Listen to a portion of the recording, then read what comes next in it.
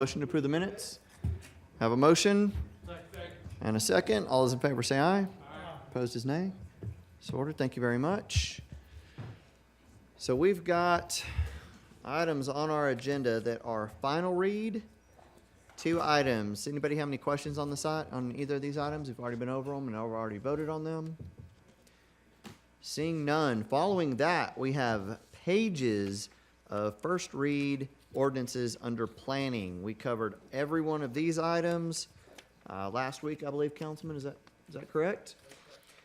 Does anybody have? I at least have one. Let's start there. Councilman Henderson.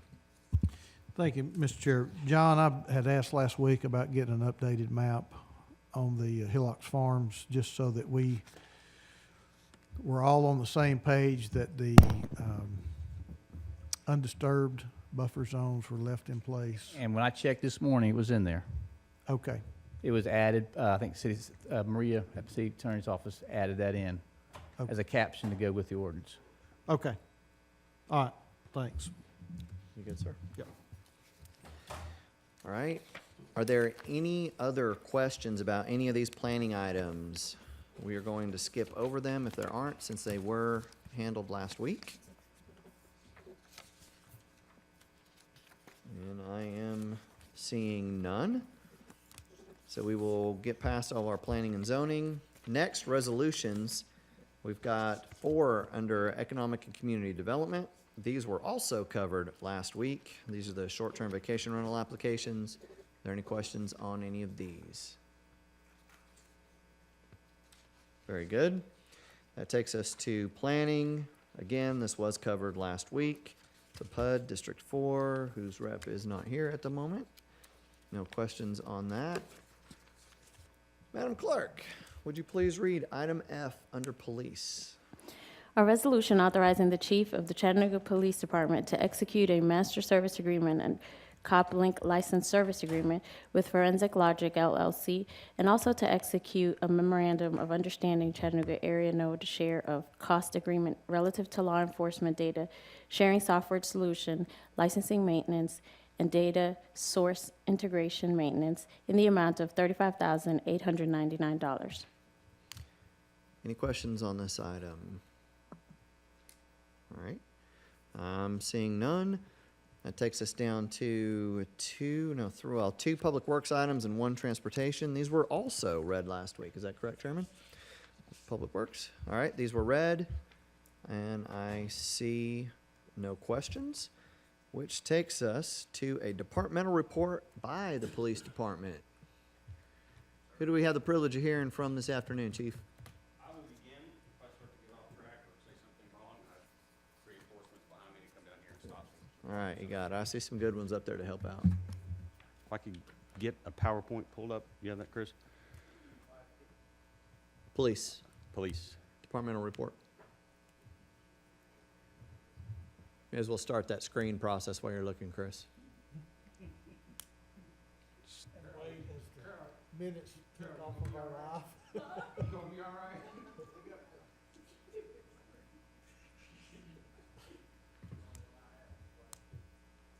Well, I don't want to do YFD. I'll get all that even more wrong. So hold on just a second. Working on it. My apologies, Council. No problem.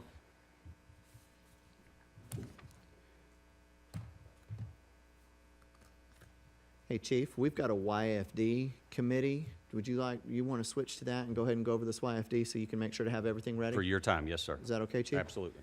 All right, let's go ahead and adjourn our regular agenda. We'll move into youth and family development, and then we'll come back to our departmental report by the police department.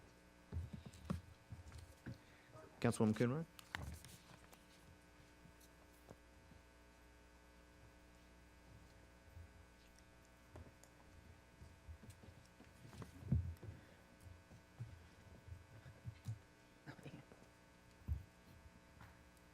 All right, so what I say? Move to approve the minutes? What am I Okay. So can I get approval of the minutes? So moved. Thank you. Okay, Ariel. Hi. We'll wait for the screen to. Thank y'all for having us here again. I am back in front of you to share some more information about all of the good things happening in youth and family development in the Office of Early Learning. If y'all will remember, a while back, maybe a month and a half ago, you approved accepting a grant from the National League of Cities for building a strong prenatal to 3 agenda. As luck would have it, National League of Cities is here today, on the same day that we have our departmental report, to do a site visit for that grant. So I was hoping that they would be able to share some about the context for that grant, why Chattanooga was chosen, the importance of being a part of this national effort, and just to kind of give the entire audience as well as council some information about prenatal to 3 in Chattanooga. So this is less of a deep dive into the program, into the policy, but more about how we fit into a national story and the importance of the work that we're doing here in Chattanooga for pregnant women, children, and families under 3. So without further ado, I'm going to introduce you to Katie Whitehouse, who is the staff lead on this grant. Hi, thank you so much for having me. I am Katie Whitehouse. I am the program manager for early childhood success at National League of Cities, and I am just so excited to be in Chattanooga. I was telling Ariel, I used to come here quite a bit as a child. My family has roots in Mentone, Alabama, which, as you probably know, is not too far away. So it's nice to be back in your city. Thank you so much for having us. So something that my boss and I at National League of Cities often talk about is when you come into a community, you know, we travel all around the country, working in communities on early childhood education, and often you get into a community and you can tell right away whether that community really cares and really invests in their children. And we had an action planning meeting this morning with several key stakeholders who are part of this work, and let me tell you, I really felt that in the room, that Chattanooga really cares and invests in their children. And it was just really inspiring to see the commitment and, you know, just the level of understanding that folks have for individuals on the ground and for their stories and for what it's like to be a parent here and what folks need in order to help their children best succeed in life. And I wanted to start this out by telling you, we did a little bit of a visioning session in this morning's action planning meeting, and a couple of the things that came out I think are things that you guys might want to hear. One thing that somebody said was they envision a seamless system for families. Somebody said that they would hope that once we had the best early childhood system we could have for Chattanooga, that you would hear less judgment, more laughter, and more hope in the community. And then finally, we came down to what this group really wanted the vision for early childhood education and for Chattanooga to be. And it was Chattanooga should be the best place for children to be born and raised. So just some things to frame this conversation. So as you guys probably know, National League of Cities is a national organization, national association helping city leaders build better communities. And within National League of Cities, we have the Institute for Youth Education and Families, where we really work to build the capacity of elected officials to support the youth and families within their communities. We have 5 areas of focus: early childhood success, health and wellness, economic opportunity and financial empowerment, education and expanded learning, which includes K through 12, post-secondary, et cetera, and youth and young adult connections. And each of these pieces really help support the entire continuum of a family within a community. The early childhood success team, you know, we are here to help you ensure that all of your children within your community are thriving. That's our mission, that is our goal, and that's why we're here today. I'm just gonna run through a couple of these because you guys probably know a lot of this stuff. So why prenatal to age 3? Now, I think that a lot of people really focus on K through 12 education. You know, that system has its own set of challenges. And then there are a lot of people who focus on preschool and 4-year-olds. And we would really like to kind of turn our attention down toward the pipeline to prenatal to age 3. And why is that? The first 3 years are the bricks and mortar of brain development. It is where most of brain development happens. And during this time, the brain develops at a speed never to be repeated again later in life. And this is a huge opportunity that we have to really take care and focus in and make sure that we're providing the best supports that we can at this age. 90% of a child's brain has developed by the time they reach 5. And this is, there's just clear scientific evidence that a child's brain develops faster at this age than at any other period in life, which is why we are working to build the foundation for all future learning, behavior, and health. This graph just really shows that you can see most of the development happens at the birth through those first several months and really kind of wanes once you hit that 3 and 4 year old age. So this is our opportunity, is in this first year really, and then the next 2 years following. And of course, I'm sure you guys have heard the research done by James Heckman that shows that investments in comprehensive, high-quality early childhood programs starting at birth provide taxpayers with a return of 13% through better education, health, and social and economic outcomes later in life. So this really is not only good for families, good for children, but it's also good for the economy. And this graph, of course, is just showing that the earlier we start, the better our return on investment if we start in those prenatal programs. It's not to say that if we invest in job training, we're not getting a return, but our return is much greater as we invest earlier. And then this slide is really just showing that all children can use the support in the earliest years. A lot of times we like to target toward our families most in need, but families all across the socioeconomic spectrum are feeling the stresses of being a parent and the economic challenges that come with that. In 2017, the average annual cost for an infant in center-based care was higher than a year's tuition at a 4-year public university. So this is a need that is affecting all families and the huge economic challenges associated with childcare, especially at the infant toddler ages. And so what do children need to thrive? It's more than about just learning their ABCs or learning how to count. It is about supporting their academic, their physical, their cognitive, their social and emotional development. It is about providing them a safe and supported, nurturing relationships with multiple adults. And it is about access to health care and about access to high quality, healthy foods and access for physical exercise, access for opportunities for physical exercise. Kids need a community that can surround them with opportunity, support, and commitment throughout their lives. NLC really does feel that early childhood is a part of a city's infrastructure. It is economic development. It supports your workforce today by providing your employees with a place where they know that their children are being cared for in a safe way so that they can focus on their work. It helps you build tomorrow's workforce. We know that CEOs are looking to locate in cities where the city invests in children, where they know that they will have the workforce that they need in 20 years. And then, of course, the early childhood workforce in and of itself is a driver of the economy. We see a huge role for municipal government in this, and I know that you guys agree with us because you guys have done an amazing job at investing in early childhood education right here in Chattanooga. And one of the things that we try to help municipal leaders see is that every department has a role in young children. And it's really just figuring out how does each department's mission overlap with the mission of supporting all children. Now, what are other cities doing? So in this list, you will see yourself represented up there.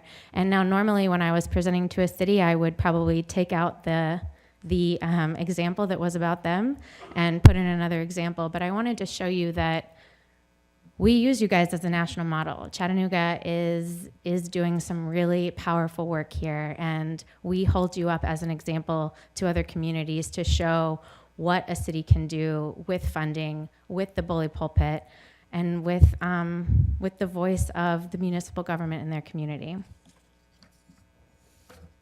Okay, so finally getting to this actual project. So The Pritzker Children's Initiative is working with 4 different national partners: NLC, the National Association of Counties, the Center for the Study of Social Policy, and Strive Together. All of us have a cohort of communities we are working with to catalyze movement in the prenatal to age 3 space. And you can see your fellow cities here: Austin, Baltimore, Cleveland, Denver, and Minneapolis. Let me tell you, this is a strong cohort of cities. Each of these cities has done a lot of the foundational work in prenatal to age 3. They have shown a commitment to this age range. They've shown a commitment to families, and that is why they're a part of this project. And we are very excited to include Chattanooga in this, and we're excited to offer you the opportunity to be within this project. It's the inaugural year of what the Pritzker Children's Initiative is hoping is going to be a 5-year grant program. And this is just an overview of what Pritzker is trying to put forth. We have 3 buckets of outcomes focused on healthy beginnings, supported families, and quality care and learning. But these outcomes all rest on a foundation of the prenatal to age 3 system. And so that's going to be a key part of this, is ensuring that we have a foundation that can support individual programs moving forward, to make sure that we have sustainable funding, the community, and public will in order to keep these programs moving forward throughout a child's life. And here's just a quick overview of the timeline. I won't go into too much detail, but you can see that in May we have a cross-site meeting where we will bring all of the cities together for peer learning and just kind of cross-program talk, where they'll have access to experts as well as access to the Pritzker Foundation. And then this will go through the end of December. Pritzker is really viewing this as a learning year, and to figure out what is it that communities need in order to make sure that this work can happen in cities. And so we will be lifting up what your needs are to that foundation so that they can see just what it takes to do this work. And we will be taking those lessons that we learn there on through the rest of the project. And then this is what we'll be doing over the course of this year: one-on-one calls. We talk with Ariel every month and really just figure out where are they in their plan and how do we move forward, what can we do, what research can we provide, what access to experts can we provide, and what other supports do you guys need from us and from the foundation in order to move this work forward. Site visits like the one we're doing now, and then we'll have another site visit toward the end of the year.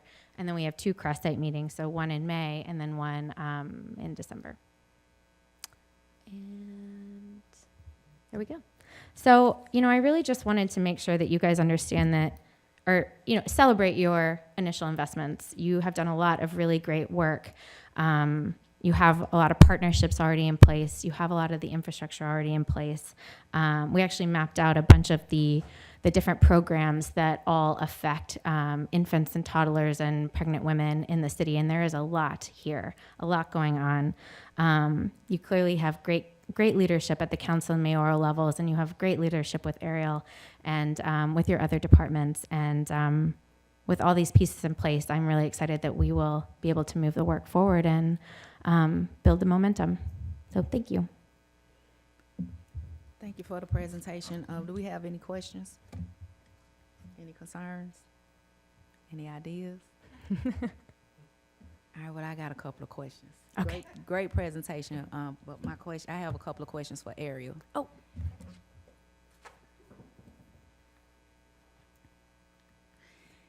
Hi. So she touched on it. So what are the plans with early childhood education? With this grant? Mhm. Yeah, so we have convened a small group of people around to explore the idea of a program called Family Connects, which is a nurse home visiting program that happens 3 to 12 weeks post-discharge from the hospital. So the idea with this is not that we hold this idea, but that we really see if it works in the community. So it's an evidence-based program out of Durham, North Carolina, and they will come into our community and work alongside us to really figure out is this a good fit for us? Just because Ariel and the health department and maybe university think it's a good idea does not mean that it actually fits the needs of the community. So I've talked a lot about how the Office of Early Learning is responsive to the community and responsible to the community. So we will be taking this idea and seeing if it has legs before we invest dollars in it. We should not be investing dollars in things that the community doesn't want to have in their backyard. So that's going to be the program piece. And then we're really going to rely on National League of Cities to help us understand how cities are financing early childhood for the long term. So you all you're very supportive of the work. So is the mayor. But we know that we need to have a more robust long-term plan for how we support children and families over the next decade, 25 years. So those are the things that we don't have the expertise at a community level to really understand, and I think nationally we're figuring that out. So alongside our 5 sister cities who have the grant, I think that's the goal of all 6 of us are trying to figure that out together. So we have a program component that will be exploring whether or not we will adopt Family Connects as a community, and then a policy component. How do all of us as cities figure out how to do this work long term? Second question. How many early learning scholarships have we given out? I don't have that data on me right now, but I can get it to you, get it back to you. Okay. And what are the outcomes of this program that you're really expecting Of Family Connects? for the early childhood? For Learning the for one that I Office just of talked Learning. about? Mm-hmm. Okay, so it is, it's evidence-based out of Durham, and the research that they have, and I don't have all of the outcomes in my back pocket, but I can get that research to you. They've sent several one-pagers to me. They've seen a decrease in emergency room visits, a decrease or an increase in well child visits, and families are connecting more with high-quality care compared to their peers that don't use the service. So those are the 3 short-term. I think they're about year 4 in their community. They've just started replicating in other communities. So there's about five other cities who are starting to do this. Austin, which is another city in this grant process, has started doing it in their community. And so those are the kind of mid-range outcomes that we're seeing. We're hopeful that over the next many years we'll see things like a decrease in infant mortality, but we don't have enough data to really be able to show those long-term outcomes yet. Okay. And you mentioned it earlier with partnering with Office of Family Empowerment. Absolutely. So what does that collaboration look like, and which communities are Office of Family Empowerment working in? So I am not the program lead for Office of Family Empowerment. So how we're partnering is really trying to understand how we serve similar families and really trying to align our programs so that we're making the best use out of our city dollars, state and federal dollars. Okay. Yeah. And I got a couple other questions outside of this presentation, but it has to do with the Office of Early Learning. Okay. For the fiscal year last year, the budget of 2018, under Smarter Students and Stronger Families, there was an indication that we would, with early learning, make every effort to expose the early learning students to STEM programming. So have that happened yet, and where are those sites that it's implemented in? Yeah, so I think that was in relationship to, so I am not sure, I would have to look at the budget to really get that back to you. We have a STEM lab at the 12th Street YFD program, and then there's STEM implemented in all of our Head Start classrooms and early Head Start classrooms as part of the comprehensive education programming. But if you want more specifics about that particular deliverable, I'd have to go back and look at the deliverable and look at the collection of data for that. I wasn't prepared for that. Yeah, So because I like to know the Yeah. outcomes of that program. what's that? I like to know the outcome of it Okay, for that STEM lab. I'll look into that and get it back to you. Okay, and then one last question. So what are the outcomes for the education literacy services within the early learning? Because that was one of the things, and did we increase that you know of literacy rate? And I know you probably have to get back with Yeah. me on it, but I just want you to And know. what more specifically are you looking for? So I want to know the outcomes of it, because it was included in that budget from last year, and we haven't been updated, and it falls Okay. up under the early learning. In fact, I'll just shoot you an email. Okay, about it. yes. But I, just have some concerns about it and want to know where we are, because it's been a year, coming up on a year. So we should be able Yeah, to what be I can updated. say is that I think at the last time I presented to you, I showed that Head Start is making double-digit gains in their literacy and language outcomes for their kids, which is pretty phenomenal, and to really show that those teachers are making improvements in their teaching practices and their communication with families about the importance of family and home aligning with classroom practices. So that would be a huge piece of that language and literacy outcomes, is just showing those double-digit gains in that area. But I'll look more specifically at what that deliverable says and how we are meeting it for you and get that data back to you. Okay, and what will separate Family Connect I'm sorry? from, what separates Family Connect from the program we already have in place with Baby U? So Family Connect is a short-term intervention. So the idea is that a nurse goes into the home 3 to 12 weeks post-discharge. And this nurse does length, weight, and head circumference, and that's a billable portion of the visit. And then the nurse works with the family to identify what resources the family needs to be connected with. So some families might need a mother's coffee club, and some families might need safe sleep if they don't have a crib or a safe sleep environment for the baby. And so the nurse is able to help the family identify what those connections are, helps the family make that connections, and then after follows up to make sure that that connection was met by the family. Baby U is intensive case management, and so they work alongside the family in establishing long-term goals. So Family Connects would be a referral line for Baby U. So it's not an overlap in services. It's really to align services more seamlessly so that we are getting families to the right service for them in a timely manner after they come home from the hospital. One last question. Yeah? So what played in the deciding factor of you getting a fresh new haircut before this Oh, presentation? I had a birthday. So it's my birthday haircut. Well, happy birthday. Thank you so Just wanted much. to lighten it up because I felt like you thought you were being drilled, but that's not the case. Oh, no. I just didn't have those data points prepared for me today. So I will definitely get them back to you. And if you want to shoot me an email with any of those questions, I'll get them to you in a timely manner. Sure, thanks. Okay, Thank thanks. you for the presentation. My part is, Mr. John, next, what's next? The police. All right, so the police report.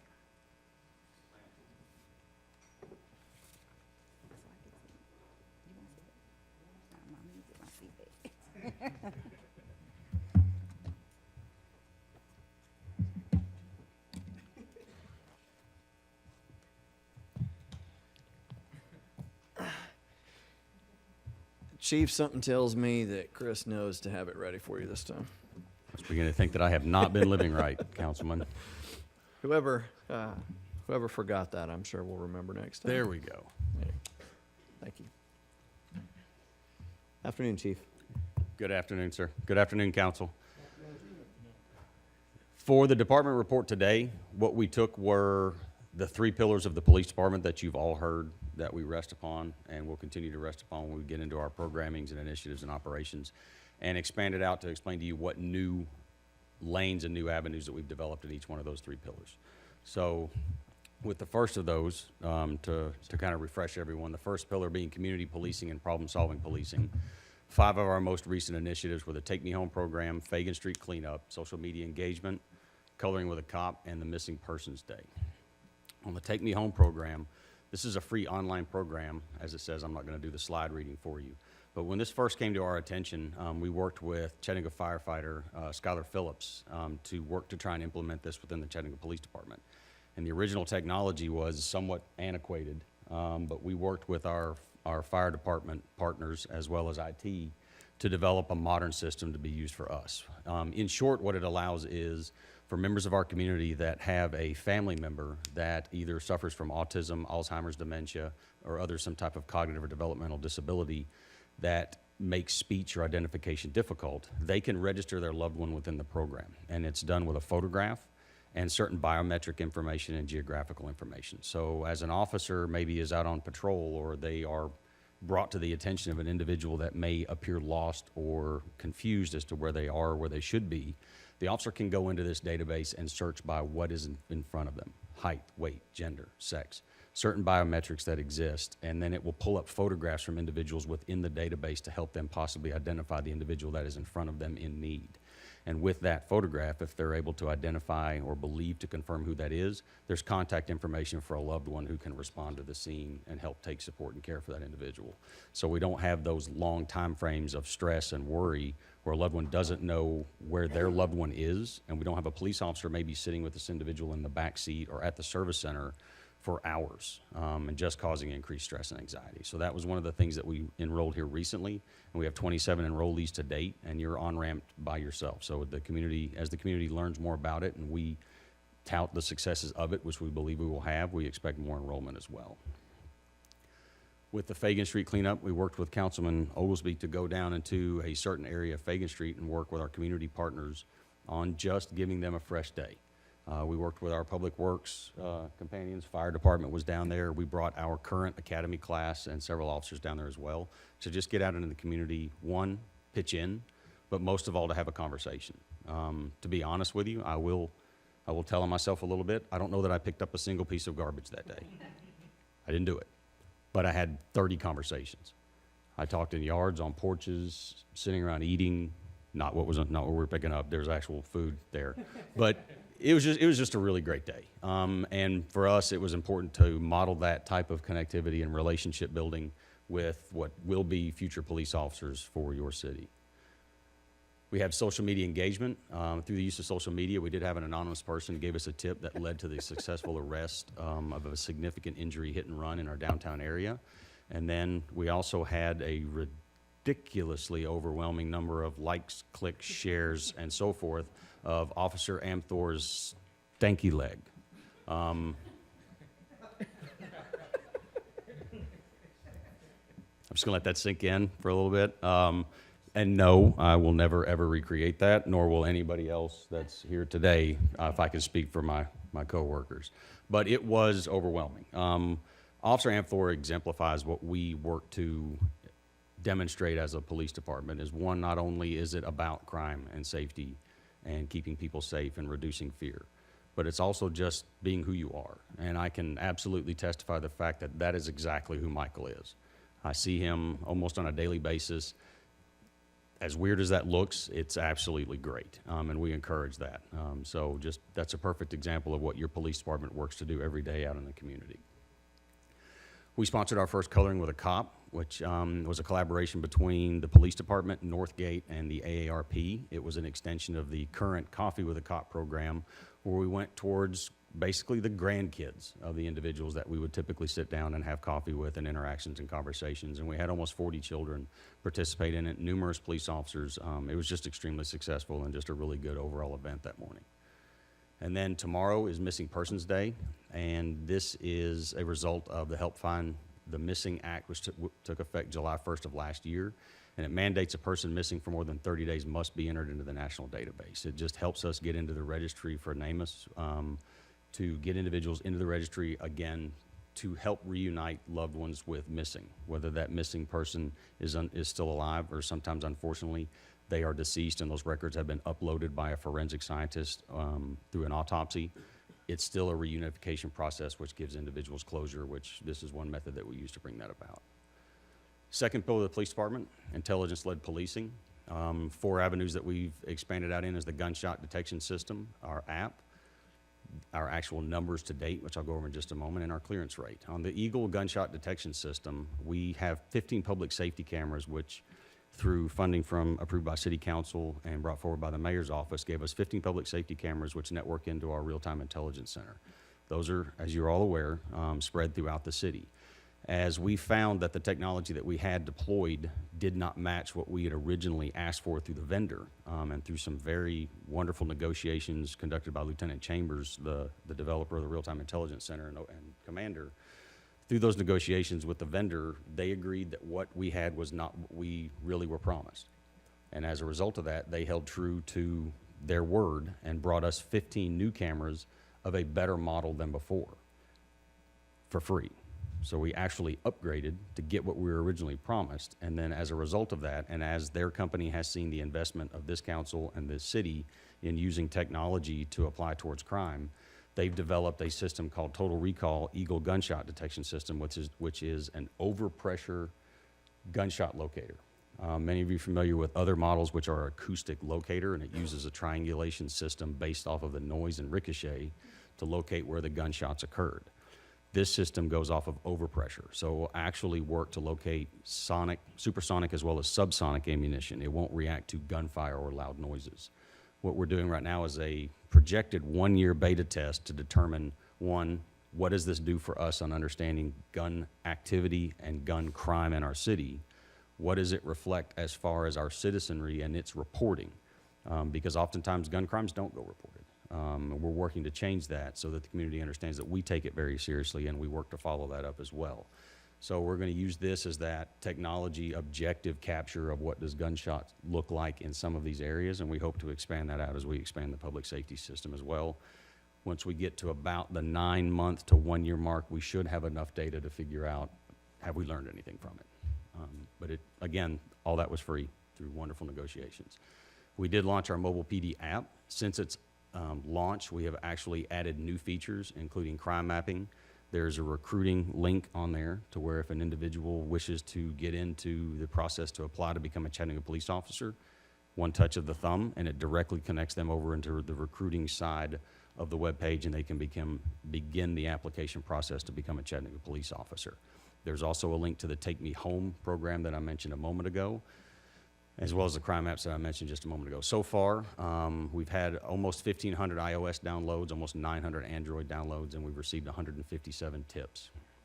In an effort to get out the understanding in our community that we have this now, on the back of the marked cars within your police department, we've actually put QR scan stickers, one on each lower corner, one for an Apple, one for an Android system. So an individual can actually walk up, scan it, and we'll put the app on the phone right then. It's a short-term marketing plan, but it's just to get the word out of what this city has also put forward technology-wise to leverage its police department. On our numbers, this is what we look like currently. Unfortunately, and I know we're all aware that we did have a very tragic weekend, but in light of adding that in, the impact of every part of what your police department's doing, what this council has shown support of, these are the results so far year to date. With criminal homicides down 54%, your gang member involved criminal homicides down 43%, criminal non-fatal shootings down 32%, gang member, group member involved criminal non-fatal shootings down 35%. That is 2018 year to date. We hope those numbers will stay consistent. We understand tragedies occur. We understand that behavior can't always be predicted, but we will continue to work through the 3 pillars to continue, hopefully to continue the successes we're seeing here. This is reflective of the community policing as well as your intelligence-led. These are the clearance rates, your homicide clearance rates for the Chattanooga Police Department. In 2016, we were at 40%. The national average is 60. 1 year later, we're at 70%. Current year to date, we're at 83.3. That is not just reflective of the outstanding work from the investigative division, which Chief McPherson heads up there at the top, but it's also reflective from the bottom-up communication that we see from the community. It's tips, it's conversations, it's understanding, it's people getting that what this community's opinion and attitude and acceptance of violence and has moved away from that is showing in our clearance rates. It's showing in the trust and relationship building that your police department does deliberately every single day. That's a direct result from that, from my opinion. So thank you, and from all the officers, but those officers, the 500 points of reception out there for those conversations, that's what brings about a clearance rate out that. It's the collective effort from investigations, crime scene, technology, all of that together to understand how to solve a homicide, which is in fact probably one of your most complicated crimes to bring about to a clearance. And last pillar, focused deterrence. The 3 areas that we worked into this year is the Chattanooga Endeavors Reentry Grant. We just signed an MOU, letter of support, entered in with Chattanooga Endeavors so that they can apply to a grant. We would just be a supporting entity for a reentry program to provide technical and enforcement counsel to the reentry navigators for 150 medium to high risk individuals that will be coming back into the Chattanooga community out of the Tennessee Department of Corrections. This is meant to have law enforcement be able to have a voice in what those reentry programs look like and how we can, one, educate, but how we can also understand where those missteps left and right occur that sometimes put an individual right back into that same cycle. We need a voice at the table. And Chattanooga Endeavors came forward and asked us if we would be part of that. So we're looking forward to, one, seeing if we are a recipient of the grant, and 2, what that involvement looks like and how we can move over the next 3 years to hopefully keep at least 150 individuals out of prison for good. Next part is the CPD gun team. All positions have been filled. They will go online June 1st, so it's an application of some of the technology you've seen in our NIBIN. but it's also a focused application of our resources so we can have a dedicated team for firearms violence follow-up. And then lastly, we participated in a intelligence kind of gang conference here recently that one of the major participants in it was the ATF. And we had the opportunity to talk to the incoming director of the ATF and several of his agents about our use of NIBIN and gun violence technology and investigations.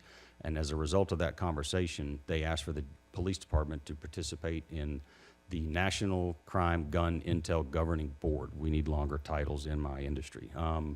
But that will put us at the table with police chiefs, sheriffs, and forensic experts from around the country, including Denver, Philadelphia, San Antonio, Memphis, and many others, to talk about not only what are we doing currently in gun violence investigations and gun violence technology, but what's the next step. And we will be at that table to hear what those next steps are first in their infancy. And lastly, he did not know I was going to do this. So if you could look at him and tell me what his face looks like right now, that'd be great.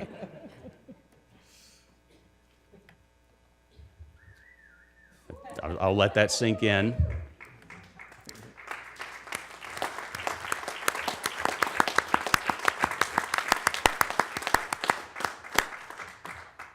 As I'm sure you are all aware, one Assistant Chief, Edwin McPherson, is set to retire on May 10th. Chief McPherson has given over 25 years of himself. And we talked about this the other day. We had a group together and we were talking about what that means. And oftentimes in a career, 25 years, when you stop in law enforcement, it's 25 years of really hard work and investigations and charging as hard as you can to accomplish as much as you can and put the numbers where they're supposed to put. And what I equated what Mac did is Mac gave of himself. He gave Mac. So whether that was when you wanted to see Mac, which is where he was finding youth in our community scholarships to schools, or getting them into direct mentoring, or just being the person that he sat with on a front porch with for 5 minutes or 5 hours, whatever it was Mac needed to do, that was giving of himself. There were also the times where you didn't want to see Mac, where Mac was coming through that doorway where you've been doing something, you were going left when you should have gone right. Mac was oftentimes that influence in our community, but it was needed. And I've seen firsthand where individuals acknowledge that to McPherson or of McPherson or about McPherson throughout his entire career. Mac and I grew up together. He grew up more than I did because he's been here longer than I have. But I learned a great deal from him. He was the guy that knew the backstory to everything. So as we started to develop a plan or a program or a SWAT operation or whatever it looked like, Mac was the voice you always heard. So he will be missed. I'm not going to belabor the point. We all get the impact he's had and the leadership that he's given to this department and the influences he's had on this city. So he will be missed. But I said the other day when I spoke of him, this isn't the end of it. Mac is not capable of not giving more.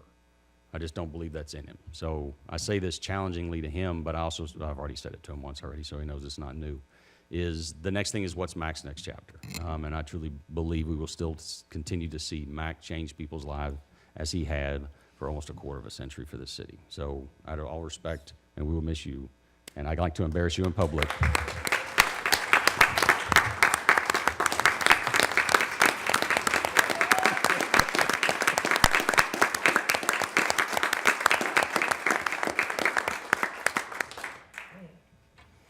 If I end up missing in the next couple of weeks, check Mac's alibi, because he's going to get even with me. And that is all I have. Thank you, Council. Thank you, Chief. I've got a couple of lights real quick. Councilman Gilbert. Assistant Chief McPherson, hopefully you'll come back tonight so we can honor you. Some community people want to honor you tonight, and you and Captain Bacon. So please make sure he's here too. And I appreciate everything you do. We'll talk about it tonight. Thank you, Councilman. Councilwoman Coonrod. Thank you, Chair. A couple of things. Can you please make sure who's ever patrolling my district, all of them dance? All of them dance? I need dancers patrolling my district. Particular style, or do they have to be good at it? And they can line dance if they Oh, want to. Lord, no. Nobody wants that. We gotta make good connections, so, because that's what my district identify with dancing, you know. Yes, ma'am. And So another thing is that I just found a great feature on my phone, so iPhone users, and it may be on Android, but if you're in this safety, so when you go to your settings and you scroll down to, it'll say emergency SOS. And I don't know if you all knew about it or not, but I just found this out because it happened to somebody. I was over their house, but when you click on that link, and then it takes you to another screen. And so if you in a situation where you don't have time to just call, you can click and you can mash the side buttons 5 times to alert the police department to come exactly where you are. Yes, So- ma'am. It'll GPS your phone and go straight into Yes, the it CAN gets you system. Straight where you are. So if somebody got plans of snatching you off the street, in case Bird, they want to get Bird, he got time to alert. He don't have time to try to call and dial a number, but he can get, help that way. So I didn't know about it, but I just wanted to share that. I just found that out about that neat feature. And another thing to McPherson. Man, listen, I done been on both sides with you, and I took that wrong turn a couple of times, and you got me right together. And you sat on my grandmother's porch a lot of times, to try to mentor my sisters and I. So you most definitely will be missed. The community will miss you, everybody. And I have thought about this 1,000,001 times. What would happen in my community once they found out that McPherson is no longer in the police department, where they just go wild and all the shootings and things will start taking place? Or would they think about how he shaped and helped try to mentor different kids that's in my community to try to get them on the right path? And would they take that learning experience and pour into other individuals? And that is what I would hope will happen. So you can't retire yet because I got a couple of streets that I still need you to show your presence on a couple of times to get these individuals in line and sit on the porch with their grandparents like you sat on my grandmother's porch. So can you extend it out just another week?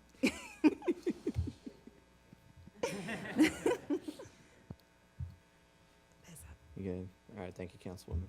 Councilman Byrd? Thank you, Chair. Chief Roddick, I appreciate everything that you presented here today. It's amazing.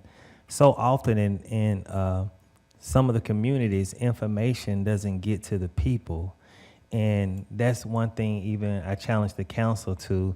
And YFD, Baby U, every time I'm going through communities, our marketing or the availability of this information, so many people don't get it. And I sit back and I'm trying to explain all the amazing things and how awesome of a chief you are, how awesome, the city is pulling together, but they don't see it because they don't know of these amazing programs and these amazing things they can do. So I challenge all of us, whether it's radio, social media, it's so many outlets. We have these amazing cell phones in our hand. Everybody look around, they down in their phones now, look.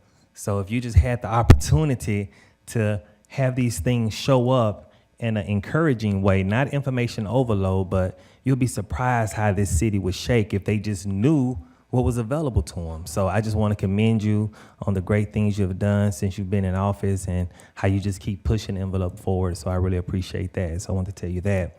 And Chief McPherson, man, words can't explain what this man has done in my life. He called me Anthony. He don't call me Anthony. Anthony. But I'm gonna miss you, Mac, and I just thank you for everything you've done. I thank you for the knowledge. So many officers, when they retire, they can't go to certain communities and hang out and be amongst the people because they badge don't shine like it should. Mac was hard, but he was fair, And so when he go into some communities, they're still going to respect them in that uniform or outside that uniform. And I encourage every officer to try to, push to be that type of officer. So no matter what you're in the uniform or not, the people gonna love you. And I think that we're losing a really, really amazing jewel when it comes to Chief McPherson. And I just wish you the best, brother, and blessings. And I hope you find another place to get comfortable and enjoy the rest of your years. So thanks for everything you've done, my man. Thank you, Councilman. I don't think it could have been said any better. Chief, thank you for everything you've done, your entire command staff. We truly appreciate it. It's always good to see. Thank you, Thank Council. you, sir. Is there anything further before we adjourn to 6 o'clock? All right, seeing no lights, we're adjourned till 6.